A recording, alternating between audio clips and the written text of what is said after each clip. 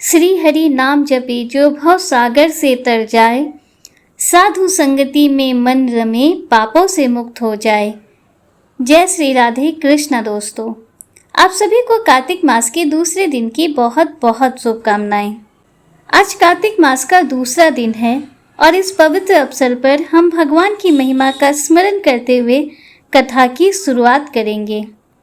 इस शुभ मास में भक्ति, उपासना और पुण्य कर्मों का विशेष महत्व माना गया है।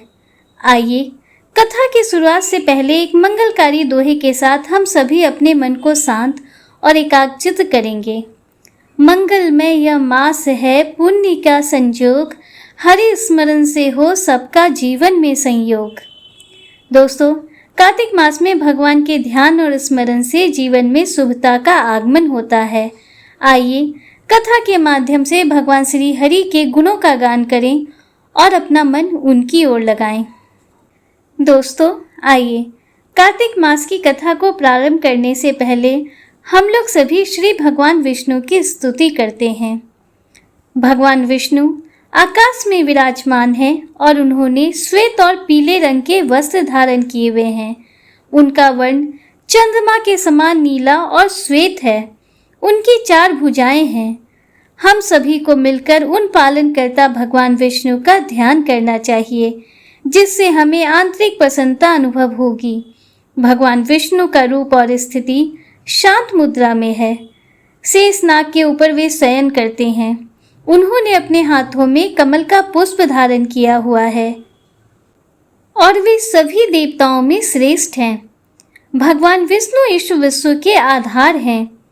वे आकाश अर्थात अंतरिक्ष में समाये हुए हैं। उनका वर्ण बादलों के समान नीला और श्वेत है। उनका प्रत्येक अंग शुभ फल प्रदान करने वाला है। वे माँ लक्ष्मी जी के पति हैं। उनके नेत्र कमल पुष्प के समान हैं। उन्हें योग के द्वारा ध्यान कर प्राप्त किया जा सकता है। भगवान विष्णु की हम सभी वंदना करते हैं। वे ही विश्व को भयमुक्त बनाते हैं और सभी लोगों के स्वामी हैं। शरीर के रोगग्रस्त होने पर औषधि लेते समय भगवान विष्णु का ध्यान कीजिए। भोजन ग्रहण करते समय उनके जनार्दन रूप का ध्यान कीजिए। सोते समय उनके पद्मनाभ रूप का ध्यान कीजिए। विवाह के समय उनके प्रजापति रूप का ध्यान कीजिए। युद्ध में जाते समय उनके चक्रधारी रूप का ध्यान कीजिए। तो कहीं प्रवास करते समय उनके त्रिविक्रम रूप का ध्यान कीजिए। मृत्यु के समय उनके नारायण स्वरूप का ध्यान कीजिए। प्रेम के समय उनके श्रीधर रूप का ध्यान कीजिए। बुरे सपने आने पर उनके गोविंद रूप का ध्यान कीजिए। वहीं संकट के समय उनके मधुसूदन रूप का ध्यान कीजिए। तूफान में उनके नरसिंह रूप का ध्यान कीजिए। अग्नि के समय उनके समुद्र में सोते हुए रूप का ध्यान कीजिए। जल में फंस जाने पर उनके वराह रूप का ध्यान कीजिए। तो पर्वतों और जंगलों में फंसे होने पर उनके रघुनंदन रूप का ध्यान कीजिए। विचरण करते समय उनके वामन रूप का ध्यान कीजिए। तो सभी कार्य करते समय उनके माधव रूप का ध्यान कीजिए। जो भी भक्तगण प्रातःकाल उठकर उन 16 नामों को पढ़ता है तो उसे भगवान विष्णु की कृपा से सभी पापों से मुक्ति मिल जाती है और उसे विष्णु लोक में स्थान प्राप्त होता है। दोस्तों, कार्तिक मास में पीपल पथवारी की कथा कही या सुनी जाती है। स्नान और पूजा करने के बाद पीपल पथवारी की कथा कहने या सुनने से अपार पुण्य मिलता है। कार्तिक मास में स्नान, ध्यान और पूजा पाठ का विशेष महत्व होता है। आज के दिन इस कथा को सुनने से सभी पापों का नाश होता है और भगवान विष्णु की कृपा प्राप्त होती है। किसी गांव में एक गुजरी रहा करती थी। वह दूध दही बेचकर अपने परिवार का पालन पोषण करती थी। एक दिन उसने अपनी बहू को बुलाकर कहा कि बहू जा, आज तू यह दूध दही बेच कर आ। बहू दूध दही बेचने गई तो रास्ते में उसने देखा कि कार्तिक मास में औरतें पीपल सींचने आई हुई हैं। वह उन्हें देखकर बैठ गई और औरतों से पूछने लगी कि तुम ये क्या कर रही हो। औरतों ने कहा, हम पीपल महादेव की पथवारी सींच रहे हैं। बहू ने फिर पूछा, अच्छा ऐसा करने से क्या होता है? तब औरतों ने बताया कि ऐसा करने से अन्न और धन की प्राप्ति होती है।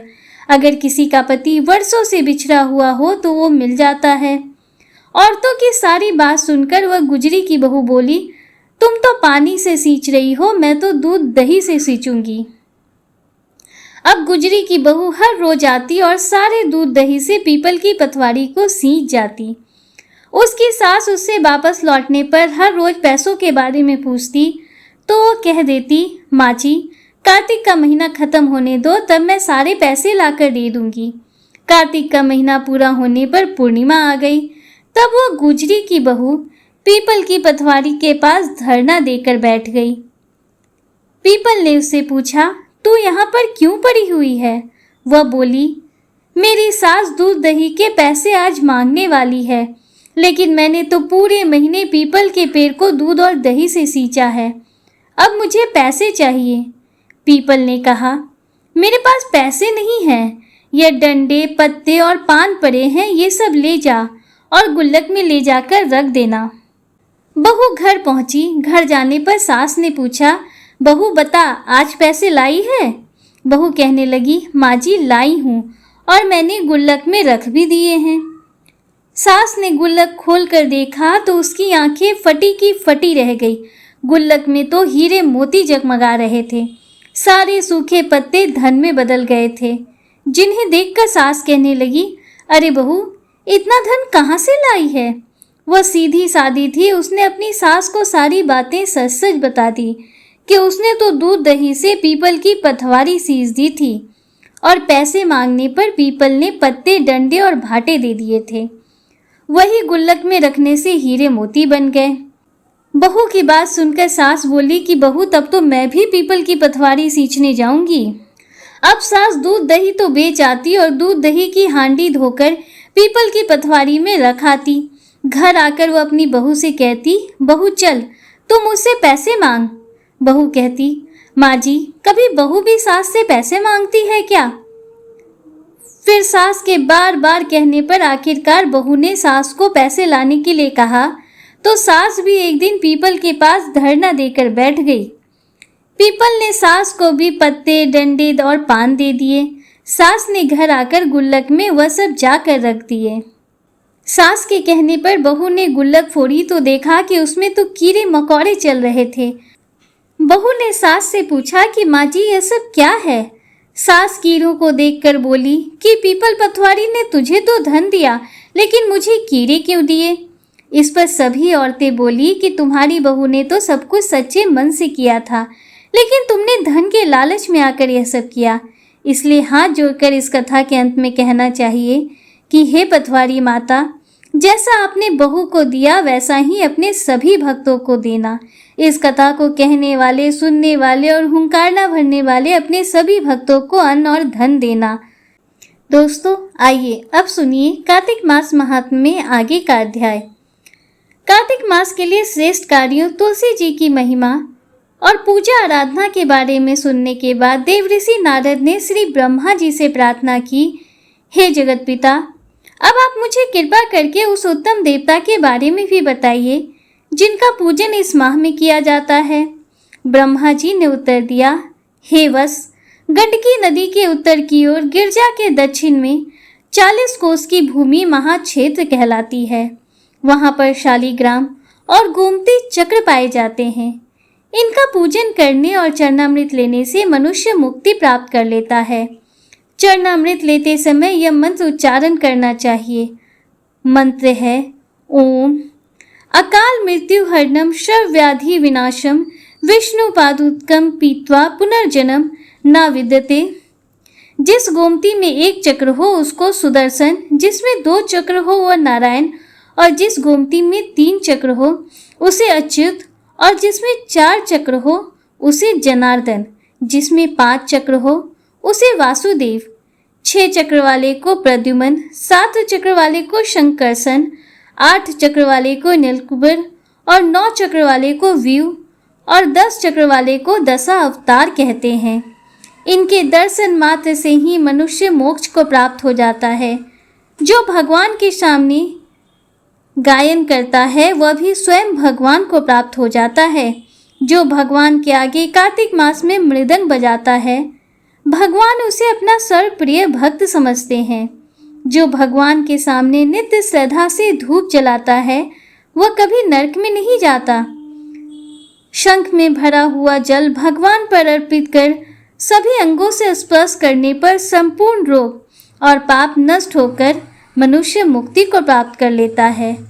पूजन चाहे मंत्रों द्वारा पूरे विधि विधान से किया जाए या फिर सामान्य रूप से, परंतु मन में अगर श्रद्धा सच्ची हो और पूर्ण श्रद्धा और निष्ठा से किया गया हो तो कार्तिक मास का स्नान, ध्यान, पूजा पाठ और व्रत अत्यंत फलदायी होता है।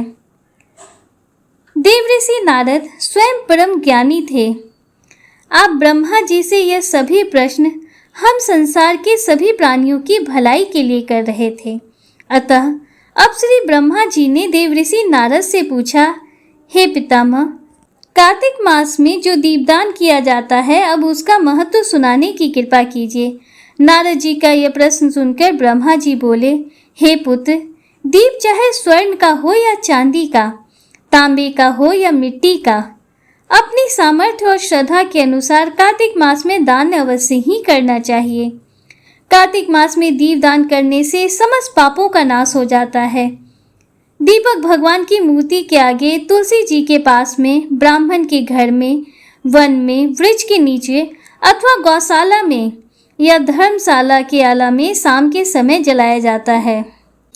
दीपक घी का जलाएं या तेल का, परंतु उसे पूरे महीने जलाना चाहिए। ब्राह्मण के घर में दीपक जलाने से अग्नि स्तोम यज्ञ का फल प्राप्त होता है। जो ऊंचे स्थान पर या किसी ऊंचे खंबे पर दीप जलाते हैं, उससे धन की वृद्धि होती है और वैकुंठ में निवास मिलता है। दीप जलाते समय भगवान से प्रार्थना करनी चाहिए और कहना चाहिए, हे भगवान, आपके ही लिए मैं हर दिन कार्तिक मास में दीप जलाती हूँ। कार्तिक मास में मथुरा, माघ में प्रयाग और बैसाख में हरिद्वार में स्नान और निवास करें तो यह अत्यंत ही उत्तम हो जाता है।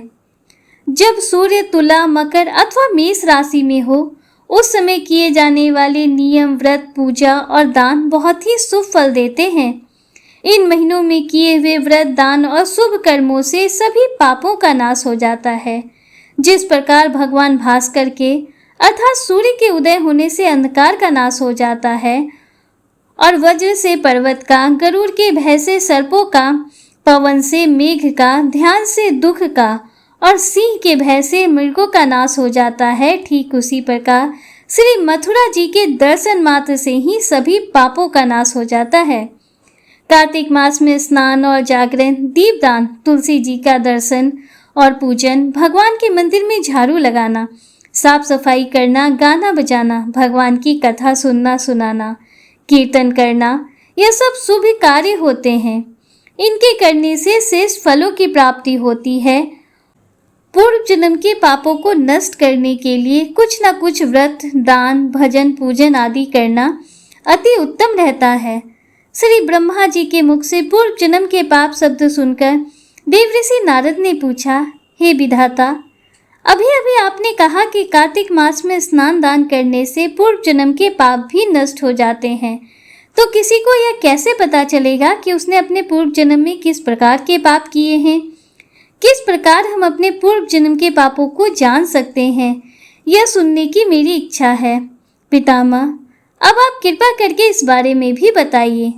श्री ब्रह्मा जी बोले, हे पुत्र, पूर्व जन्म का ब्रह्म हत्यारा, क्षय रोगी और पर स्त्री गमन करने वाला कोढ़ी बन जाता है। स्वर्ण चोर के नाखून खराब हो जाते हैं और मदिरा पीने वालों के दांत खराब हो जाते हैं। इस प्रकार मनुष्य के पूर्व जन्म के पापों को पहचाना जा सकता है। इस प्रकार के सभी पाप दान, तपस्या, व्रत आदि से निवारण हो जाते हैं। ब्रह्मा जी ने आगे कहा, हे देवऋषि, अब हम कुछ व्रत आदि बतलाते हैं। एक समय भोजन करने से और 3 दिन शाम और 3 दिन प्रातः काल भोजन करने को अतिकृष्ट व्रत कहते हैं। शाम के समय 12 ग्रास और प्रातः काल में 26 ग्रास या 24 ग्रास खाने को भी अतिकृष्ट व्रत कहा गया है। 3 दिन तक खाएं और फिर 3 दिन उपवास करें तो यह भी व्रत होता है। शाम के समय 1 ग्रास और प्रातः काल में 1 ग्रास, फिर 2 दिन बगैर मांगा हुआ और 2 दिन तक उपवास करें तो यह व्रत अतिकृष्ण व्रत कहलाता है। 21 दिन तक केवल दूध या पानी पीता रहे तो यह व्रत कृतिकृत व्रत कहलाता है। 12 दिन तक उपवास करना पराक्त व्रत कहलाता है। 4 दिन कुछ नहीं खाना, फिर सत्तू खाना या छाछ पीना, इसके बाद ब्राह्मणों को दक्षिणा देना सौम्य कृष्ण व्रत कहा गया है। इसी प्रकार 12 दिन तक उपवास करना द्वादश कृष्ण व्रत कहलाता है। तुला पुरुष का दान करना और गौ का घी, दूध, दही तथा कुसा का जल पीना। दूसरे दिन उपवास करना, उस रात को उपवास रखकर और कमर तक जल में खड़े रहकर रात्रि भर भजन करने को जल कृष्ण व्रत कहा गया है। जो इस व्रत को करता है वह वैकुंठ को प्राप्त कर लेता है। कार्तिक सप्तमी को घी खाकर फिर एकादशी को उपवास करना कृष्ण व्रत कहा गया है। इस व्रत को करने वाला तीनों लोकों में पवित्र होकर वैकुंठ लोक को प्राप्त कर लेता है। कार्तिक सुदी छठ से 3 दिन तक उपवास करने से महेंद्र कृष्ण व्रत हो जाता है। इसे कर मनुष्य दुर्लभ वैकुंठ लोक में वास को पा लेता है। 3 दिन अन्न भक्षण करने और 3 दिन उपवास करने से पत्र पंचक व्रत हो जाता है। इसे वैष्णव कृष्ण व्रत कहा जाता है। अगर एकम से पंचमी तक केवल दही खाएं, फिर एकादशी और द्वादशी को भगवान का पूजन करें तो उसे परम कृष्ण व्रत कहा गया है। इसके करने से श्वेत द्वीप में वास मिलता है। जो शुक्ल पक्ष की एकम से प्रतिदिन 1-1 ग्रास कम करता है और अमावस्या को कुछ नहीं खाता तो यह चंद्रायन व्रत कहलाता है। 1 ग्रास 2 तोले अर्थात 25 ग्राम के लगभग मानना चाहिए। एक बार में जितना भोजन आसानी से मुंह में आ जाए इतना ही ग्रास होना चाहिए। कृष्ण पक्ष के आदि में अर्थात शुरुआत में 14 को 5 ग्रास और फिर हर दिन 1-1 ग्रास बढ़ाकर एक पक्ष में 240 ग्रास पूरे करने चाहिए। इसे भी चंद्रायन व्रत कहते हैं। जो व्यक्ति कार्तिक शुद्धि सप्तमी, अष्टमी, नवमी और 10वीं को जल कमल खाए, फिर एकादशी को उपवास करे तो यह लक्ष्मी व्रत कहलाता है। इस लक्ष्मी व्रत को करने वालों पर श्री लक्ष्मी जी की कृपा बनी रहती है और अंत में उन्हें भगवान विष्णु के वैकुंठ लोक में वास मिल जाता है। प्रतिदिन प्रातः काल में 4 ग्रास और सायंकाल न खाने से शिशु चंद्रायन व्रत होता है। पूरे कार्तिक मास तुलसी जी का और आंवले का पूजन करना चाहिए।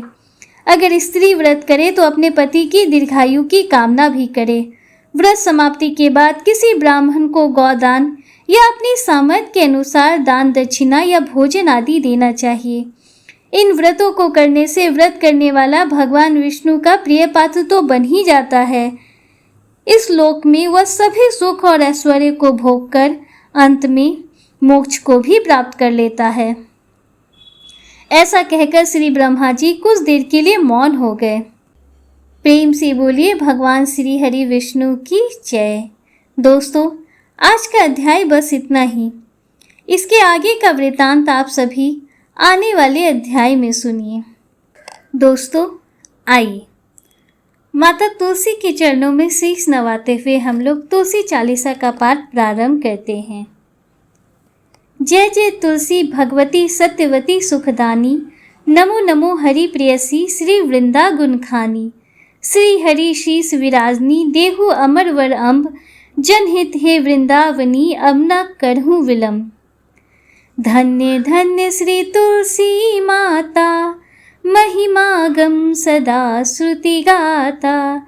हरि के प्राणहु से तुम प्यारी, हरि ही हेतु कीन्हो तप भारी। जब प्रसन्न है दर्शन दीन हो, तब कर जोरी विनय उस कीनो। हे भगवंत कंत मम हो, दीन जानी जनी छराहू छोहू। सुनी लक्ष्मी तुलसी की बानी, दीन हो श्राप कधि परियानी। उस अयोग्य वर मांगने हारी, हो विटप तुम जर तनुधारी। सुनी तुलसी ही श्रव्यो तेहि ठामा, करहु वास तूहू निचन धामा। दियो वचन हरि तब तत्काला, सुनहु सुमखी जनु होहु बिहाला। समय पाई वहु रो पाति तोरा, पूजी हो आस वचन सत्य मोरा। तब गोकुल मह गोप सुदामा, तासु भई तुलसी तू बामा। कृष्ण रास लीला के माही, राधे शक्यो प्रेम लखी नाही। दियो श्राप तुलसी ही तत्काला, नर लोक कहीं तुम जन्महु बाला। यो गोप वह दानव राजा, शंख चूर नामक शिर ताजा। तुलसी भई तासु की नारी, परम सती गुण रूप अगारी। अस दे कल्प बीत जब गयउ, कल्प तृतीय जन्म तब भयउ। वृंदा नाम भयो तुलसी को, असुर जलंधर नाम पति को। करियति द्वंद अतुल बल धामा, लीनः शंकर से संग्रामा। जब निज सैन्य सहित शिव हारे, मरहि न तब हर हर ही पुकारे। पतिव्रता वृंदा थी नारी, को न सके पति ही संहारी। तब जलंधर ही भेष बनाई, वृंदा ढिग हरि पहुँचियो जाई। शिव हित लही करी कपट प्रसंगा, कियो सतीत्व धर्म तो ही भंगा। भयो जलंधर कर संहारा, सुनी उर शोक उपारा। तिहि छन दियो कपट हरि टारी, लखि वृंदा दुख गिरा उचारी। जलंधर जस हत्यो भीता, सोई रावण तस हरहि सीता। अस प्रस्तर सम हृदय तुम्हारा, धर्म खंडी मम पति ही संहारा। यही कारण लही श्राप हमारा, होवे तनु पासान तुम्हारा। सुनी हरि तुरत ही वचन उचारे, दियो श्राप बिना विचारे। लख्यो न निज कर तूति पति को, छलन चाहो जब पार्वती को। जरमती तुहु अस हो जर रूपा, जगमह तुलसी विटप अनूपा। धग्व रूप हम शाली ग्रामा, नदी गंडकी बीच ललामा। जो तुलसी दल हम ही चढ़इये, सब सुख भोगी परम पद पइहे। बिनु तुलसी हरि जलत शरीरा, अतिशय उठत शीस उर पीरा। जो तुलसी दल हरि शिर धारत, सो सहस्र घट अमृत डारत। तुलसी हरि मन रंजनिहारी, रोग दोष दुख भंजनिहारी। प्रेम सहित हरि भजन निरंतर, तुलसी राधा में नाही अंतर। व्यंजन हो छपनहु प्रकारा, बिनु तुलसी दल न हरि ही प्यारा। सकल तीर्थ तुलसी तरु छाही, लहत मुक्ति जन संशय नाही। कवि सुंदर एक हरि गुण गावत, तुलसी निकट सहस गुण पावत। बसत निकट दुर्वासा धामा, जो प्रयास ले पूर्व ललामा। पाठ करहि जो नित नर नारी, हो ही सुख भा सहित पुरारी। तुलसी चालीसा पढ़ी तुलसी तरु ग्रहधारी, दीप दान करी पुत्र फल पावहीं बंदेहु नारी। सखल दुख दरिद्र हरि हार है परम प्रसन्न, आसी धन जन लड़ही ग्रह बसही पूर्णा अर्थ। लाही अभिमत फल जगत महलाई, पूर्ण सब काम। जेई दल अर्पही तुलसी तह सहस बसही हरि राम। तुलसी महिमा नाम लख तुलसी सूत सुख राम, मानस चालीसा रच्यो जगमह तुलसीदास। प्रेम से बोलिए तुलसी माता की जय। दोस्तों आइए पवित्र पावनी श्री तुलसी माता की आरती प्रारंभ करते हैं। जय तुलसी माता मैया, जय तुलसी माता, सब जग की सुखदाता, सबकी वर माता मैया जय तुलसी माता। सब योगों से ऊपर, सब रोगों से ऊपर मैया, सब रोगों से ऊपर, रज से रक्षा करके, रज से रक्षा करके सबकी भवत्राता मैया जय तुलसी माता। बटुपुत्री है श्यामा, सूर्यबल्ली है ग्राम्या, विष्णु प्रिय जो नर तुमको सेवे, सो नर तर जाता मैया जय तुलसी माता। हरि के शीस विराजत, त्रिभुवन से हो वंदित मैया, त्रिभुवन से हो वंदित। पतित जनों की तारिणी, पतित जनों की तारिणी तुम हो विख्याता मैया जय तुलसी माता। लेकर जन्म विजन में आई, दिव्य भवन में मैया आई, दिव्य भवन में। मानव लोक तुम्ही से, मानव लोक तुम्ही से, सुखी संपत्ति पाता मैया जय तुलसी माता। हरि को तुम अति प्यारी, श्याम वर्ण सुकुमारी मैया, श्याम वर्ण सुकुमारी। प्रेम अजब है उनका, प्रेम अजब है उनका, तुमसे कैसा नाता मैया जय तुलसी माता, मैया जय तुलसी माता। सब जग की सुखदाता, सबकी वर माता मैया जय तुलसी माता, मैया जय तुलसी माता। दोस्तों कार्तिक मास में दूसरे दिन की कथा का आज समापन हुआ। उम्मीद करती हूँ कि इससे आगे की कथा के श्रवण के लिए आप कल भी हमारे साथ जुड़े रहेंगे। अगर वीडियो आपको थोड़ा सा भी अच्छा लगा हो तो वीडियो को लाइक कीजिए, दूसरों के साथ शेयर कीजिए, कमेंट में हर हर महादेव, जय श्री राधे कृष्णा जरूर लिखिए। अगर आप हमारे चैनल पर पहली बार आए हैं तो चैनल को सब्सक्राइब कीजिए, बेल आइकन जरूर प्रेस कीजिए, जिससे आगे भी आपको ऐसी ही रोचक जानकारियाँ मिलती रहें। मिलते हैं आपसे अगले वीडियो में, तब तक के लिए हर हर महादेव, जय श्री राधे कृष्णा, राधे राधे, जय माता दी।